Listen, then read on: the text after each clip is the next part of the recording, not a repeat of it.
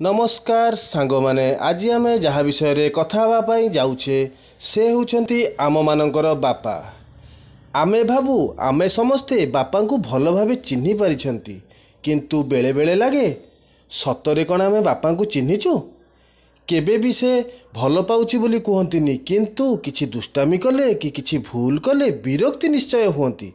तांको सार्ट कि पैंट चिरी जाइथिले लुचेई कि सिलेई करी पिंधंती।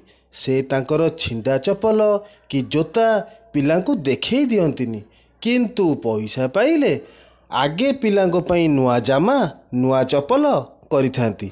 संध्यारे घर को फेरिले नाली चाहा पीवाकू कहंती।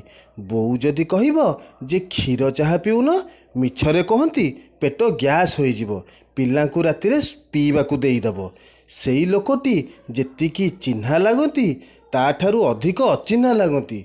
सबुबले विपदरे थाई मध्य पिलांको मुहरे हस भरी थांती। निजे उपासरे रही आमको खुआई थांती, निजे ढाल होई आमको विपदरु रक्षा करती। निजे वर्षा खरारे काम करी आमको आराम रे रखिबाकू चेष्टा करती, किंतु केबे भी आमठू किछि आशा करि नथांती।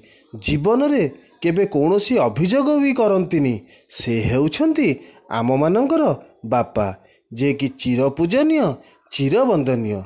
सांग माने जदि भिडियोटी आपनकु भल लागिथिबो तेबे गोटे लाइक करदेबे, सब्सक्राइब करदेबे एवं शेयर भी करिवे। पुणी देखा हबो परवर्ती भिडियो रे। विदाय दियंतु। जय जगन्नाथ।